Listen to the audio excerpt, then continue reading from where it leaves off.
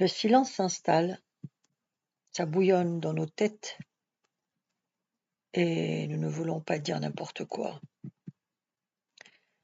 Il va falloir échafauder un programme d'instruction inhabituel, mon colonel, et il ne s'improvise pas en quelques jours. Naturellement, Scipion, je voudrais qu'il soit bouclé, disons en gros dans 3 semaines, et que le centre fonctionne au plus tard dans moins de 2 mois.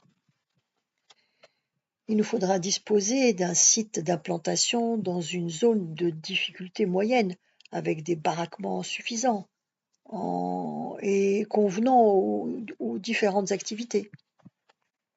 Absolument, Fortu. Vous irez avec votre lieutenant visiter le village de regroupement d'Ouled-Amer, actuellement PC de la 2e compagnie du 1er bataillon. Il est situé à une dizaine de kilomètres de Borj-Mnayel en direction de Cap Djinet. Les bâtiments sont nombreux et le PC compagnie peut être facilement déplacé. Vous irez y faire un tour et vous me direz ce que vous en pensez. Il va falloir aussi évaluer et obtenir des moyens suffisants en cadre militaire, du rang et différents matériels. Vous me présenterez une demande de moyens en temps opportun, Scipion. Il nous faudra surtout, mon colonel, des crédits pour l'achat de matériel électronique, haut-parleurs à double effet, magnétophones, etc., comme on nous a présenté au stage de Maison Carrée. D'accord, Fortu. Ce matériel figurera sur votre demande de moyens et je vous affecterai temporairement le sergent-chef Maurichon de la CCS, qui est un électronicien de premier ordre. Et il vous reste maintenant, messieurs, à cogiter. Tenez-moi au courant de vos problèmes, le cas échéant. Je vous donne rendez-vous dans 3 semaines. Comprenant que l'entretien est terminé et que la mission est définie, qu'il n'y a pas à discuter, nous nous levons, nous saluons notre chef de corps et nous regagnons notre véhicule. Scipion a l'air sombre et la moustache hérissée. Quant à moi, la tête dans les épaules, je le suis en pensant in petto que tout était plus simple à El Azib El Medjen. Bernard nous conduit jusqu'à la plaine et reçoit l'ordre de rentrer à la CCS où il a ses quartiers. C'est un petit immeuble de 4 étages, tout blanc, tout neuf, mais je remarque immédiatement qu'il est le dernier bâtiment sur la route de Cap Djinet. Les vignes commencent aussitôt après. Cet isolement ne me plaît guère et semble se prêter au mauvais coup, d'autant plus qu'il n'est pas gardé et habité par les familles de militaires. J'en connais une qui va tiquer. Votre épouse n'a-t-elle pas peur, seule le soir, à l'autre bout de la ville? Les femmes de militaires n'ont jamais peur, mon vieux. Arrivé au 2e étage, la porte d'un appartement s'ouvre sur une jeune femme de petite taille, débordante d'énergie, qui m'accueille avec un grand sourire. Bienvenue à la maison, d'autant plus que j'ai appris que votre petite famille ne tardera pas à venir nous rejoindre. Vous verrez, l'ambiance est sympathique. Nous avions hâte de retrouver une vie conjugale normale. Tout finira bien par s'arranger. À table maintenant. Je fais la bise aux enfants de 3, 4 et 6 ans qui me regardent avec curiosité et je prends place à la table familiale. Juliette sert le café et au bout de quelques instants, pour ne pas m'incruster, je prends congé de mes hôtes en les remerciant vivement. Quartier libre cet après-midi, Fortu. Par contre, demain matin à 8 heures, nous attaquons le chantier à la CCS. Bonne soirée, mon vieux. J'ai environ 800 mètres à parcourir pour rejoindre mon cantonnement. La cigarette aux lèvres, je passe devant le collège technique accolé au groupe scolaire de garçons auquel succède celui des filles. Les bâtiments ont bonne mine et à travers les fenêtres, j'entends un murmure bien connu, celui d'un gamin qui récite une table de multiplication. Du coup, j'ai une pensée pour les conditions de travail de mon pauvre Youssoufa. Il fait frais, on s'installe dans l'hiver, mais dans ce beau pays d'Algérie, on n'est pas en Sibérie. Je traverse la voie ferrée et je me dirige sur la gauche vers les bâtiments de la CCS, reconnaissables aux rangées de GMC et de jeeps gardés par des sentinelles. Une patrouille de harkis passe, flegmatique. Le secteur est bien calme et j'ai l'impression d'avoir retrouvé la civilisation après mon séjour sur les pitons. Dans ma chambre, j'installe à nouveau mes objets familiers. J'ai tout mon temps pour écrire le compte rendu de ma journée dans une longue lettre à celle qui me manque tant. Je lui parle de Juliette, de ses enfants. Je suis persuadée qu'elles seront amies. Je veux croire très fort que tout se passera bien, comme nous l'espérons tous les deux. Inch'Allah. Comme prévu, Bernard, qui est allé chercher Scipion à la plaine, arrête son véhicule devant la porte. Mon patron, en pleine forme, pénètre dans ma chambre. « Salut Fortu, la nuit vous a-t-elle porté les sages conseils dont nous avons besoin ?» Et jetant un regard autour de lui, il ajoute « Mais vous devez faire le bonheur d'une femme, le lit est fait, tout est rangé. » Je ne pipe mot car j'aurais préféré l'avoir saccagé avec celle dont je suis privé depuis si longtemps. Solitude et abstinence. J'en ai par-dessus la tête. Je remets les pieds sur terre. J'espère bien faire le bonheur de ma femme et que le mien sous peu, mais quel est le programme aujourd'hui ? J'ai pensé à une séance de réflexion sur les grandes lignes de notre mission. Ensuite, nous allons essayer de calculer les moyens nécessaires en hommes et en matériel, mais je crois que nous devons avant toute chose jeter un coup d'œil à Ouled Hammer pour voir comment se présente la situation. Auparavant, il serait bon d'aller à Rubval, nous présenter au commandant du 1er bataillon, puisque nous allons sans doute nous installer dans son quartier. Qu'en pensez-vous ? Tout à fait d'accord. Nous devons voir, sur place, les installations dont nous disposerons avant de nous lancer dans les évaluations. Nous voilà donc roulant sur la petite route de Délices. Robval est situé à environ 20 km de Borj-Benayel. La route longe par endroits l'Oued Sebaou, qui se jette dans la mer à Takdemt, à l'ouest de Délices. Délices, merveilleuse et pittoresque petite ville perchée sur un éperon rocheux, domine la mer. Il y a même quelques bateaux dans le port de Plaisance, à côté du port de pêche. C'est un haut lieu du sport halieutique. Nous apercevons nichés dans les eucalyptus des fermes toutes blanches aux toits de tuiles rouges. Des vignes s'étendent à perte de vue à flanc de colline. La région viticole est riche. Indigènes et pieds noirs ne doivent pas manquer de travail. Arrivés à Rodval, nous demandons à une patrouille qui passe où se trouve le PC du bataillon. C'est tout près, une grande villa dans la rue principale. Par chance, le commandant Migueli est là. Un planton nous annonce et nous fait entrer dans son bureau. Il ne se lève pas et nous désigne 2 chaises. Ça commence mal, premier contact glacial. Bonjour messieurs, le colonel Leclerc m'a informé que vous avez l'intention d'implanter un centre de formation d'autodéfense sur mon territoire. Je précise que c'est sur l'ordre du colonel, retorque Scipion. L'initiative n'y vient pas de nous. Nous étions très bien sur nos pitons. Le choix du site et aussi de son ressort. Je comprends vite que nos relations futures ne seront pas empreintes de cordialité. Le centre, s'il ouvre, sera ressenti comme un furoncle qui le démangera puisqu'il sait qu'il échappera à son commandement et qu'il vivra en autarcie. Le chef de corps a donc choisi Ouled Hammer. C'est un village de regroupement autour du PC de la 2e compagnie.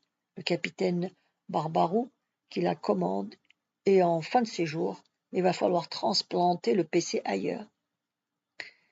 Votre arrivée est plutôt perturbatrice. Son air dubitatif ne m'inspire pas. Je suis persuadé qu'il nous mettra des bâtons dans les roues à la moindre occasion. Scipion partage certainement les mêmes sentiments. Ça commence mal, mais au fond, je m'en contrefiche. La mission prime tout.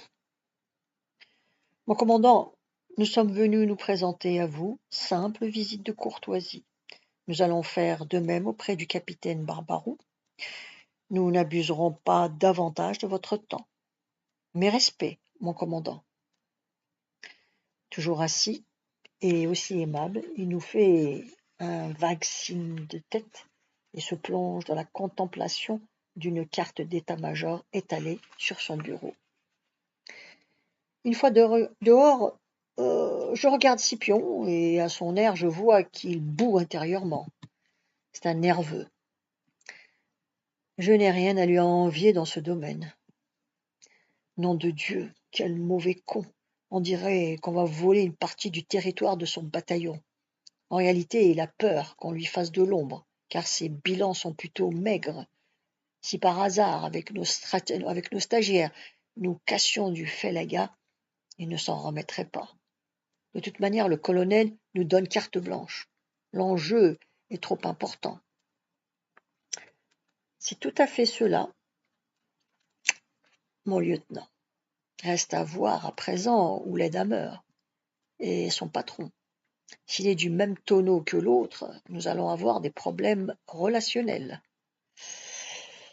Il est 10 heures et nous repartons pour Bojmenayel, car pour nous rendre à Laidhammer, nous devons emprunter la route de Cap Ginette. Couper par les pistes de la montagne serait dangereux avec un seul véhicule. Je sors la carte que j'ai emportée et je me repère. Nous repassons devant la plaine et 2 kilomètres plus loin, laissant la ferme Arbès, le maire du village, sur notre gauche, nous empruntons une piste qui monte en pente douce dans un paysage rébarbatif, sans poésie. Nous sommes loin des reliefs accidentés, dangereux, mais si pittoresques que nous avons quittés. Ça ne veut pas dire que des coins propices aux mauvais coups n'existent pas. En guérilla, un surplomb broussailleux, un virage serré bordé d'arbustes ou de figuiers de barbarie, que sais-je encore, tout est bon pour monter une embuscade. Nous passons devant la décharge d'ordures de Bojmenayel aux fines senteurs. Des chacals, par dizaines, rôdent au milieu des immondices sans s'enfuir au bruit du moteur de la Jeep. Ils sont habitués. Un peu plus loin, sur la droite, se dressent les corps de bâtiments détoités de la ferme Bellounis, le fameux général. La piste, à présent, cesse de grimper et débouche sur un plateau dénudé où s'étale, pareil aux autres, un village de regroupement autour de bâtiments militaires en dur, particulièrement nombreux. Sur l'ensemble flotte le drapeau. Ils n'ont pas l'air mal installés ici. On devrait pouvoir y caser un effectif important. Qu'en pensez-vous, Fortu? Tout à fait d'accord, mais je me demande comment nous allons être reçus. Bernard, à son volant, ne pipe mot. Conduis-nous donc au cantonnement. En franchissant le réseau de barbelés ouverts, la sentinelle rectifie la position. Nous lui faisons un signe de la main. Nous longeons un groupe scolaire type Philode, où nous apercevons 2 instituteurs civils qui surveillent toute une marmaille en réception, plutôt en récréation. C'est une bonne chose. À voir le nombre de maisons, il y a ici plus de 1000 habitants. Plus tard, j'apprendrai qu'ils sont 1400. Le poste militaire est important. Plusieurs bâtiments disposés en U encadrent la place d'armes. Une tour d'environ 2 étages avec ses antennes, manifestement une installation radio, domine le tout. À l'opposé, près d'un groupe de constructions plus petites, se dresse, à quelques mètres du sol, une imposante citerne à eau. Quelle belle organisation! Les yeux de Scipion et les miens enregistrent à toute allure. La Jeep freine près de la citerne, éveillant la curiosité d'un groupe de soldats occupés à une corvée de propreté. D'une porte ouverte sort un homme d'âge mûr. 3 barrettes sur sa poitrine, c'est un capitaine ancien. Nous sautons du véhicule pour le saluer. Un grand sourire aux lèvres, il vient chaleureusement nous serrer la main. Capitaine Barbarou, bienvenue à bord, mes chers camarades. Le commandant Migueli vient de me prévenir de votre arrivée. Aussi ai-je demandé au cuisinier d'améliorer l'ordinaire. J'espère que vous accepterez de partager notre déjeuner à la popote. Ce n'est pas de refus, mon capitaine, mais nous sommes un peu gênés de notre présence ici, qui est en plus en quelque sorte un prélude à votre départ, répond Scipion. Votre installation ne gêne en rien mes projets, car mon séjour à FN se termine dans un mois et nous avons du mal, au niveau de la compagnie, à entretenir tous ces bâtiments dont la moitié est inoccupée. Ils furent en d'autres temps un PC bataillon. Mon remplaçant s'installera ailleurs. Ce ne sont pas les pions ou les points d'implantation qui manquent dans la région. Cet homme est charmant. Aucune comparaison avec Migueli. Suivez-moi, nous allons faire le tour du propriétaire avant de passer à table. Fortu, faites donc un plan rapide de ce que nous allons voir. Illico, je sors une feuille blanche de mon porte-carte et je fais, au fur et à mesure, un croquis rapide des installations. Sous la conduite de notre guide, j'aligne les 4 futurs dortoirs qui peuvent accueillir une vingtaine de lits chacun. Le foyer fonctionne au ralenti, mais avec quelques tables et chaises supplémentaires, il conviendra parfaitement. Un vaste bâtiment vide, parallèle au foyer, fera une excellente salle de cours, à condition d'y adjoindre 2 douzaines de bancs. De part et d'autre des dortoirs se tiennent d'un côté la cuisine, le magasin et l'infirmerie. De l'autre, la tour de transmission sur pilotis, flanquée de 2 KGB contenant l'un le groupe électrogène, l'autre une remise de matériel. Le capitaine nous fait enfin visiter son PC, encadré par sa chambre et l'armurerie. Il a gardé pour la bonne bouche, si j'ose m'exprimer ainsi, la popote qui nous fait face à la citerne. Nous sifflons tous deux d'admiration devant la petite merveille. Imaginez une salle vaste, claire, aux murs en pierre apparente. Le comptoir d'un bar surmonté d'étagères chargées de bouteilles d'apéritif. Il y a même une machine à café. Au milieu, une dizaine de chaises en bois, paillées, entourent une vaste table recouverte de carreaux, de faïence bleue, rappelant ceux du mur. Vous êtes installés comme des princes. C'est du 4 étoiles. Vous allez regretter tout ça. Pas du tout, mon cher. Je suis affecté à Paris, où m'attend ma jeune épouse qui termine ses études supérieures. La suite demain. Vous pouvez vous abonner.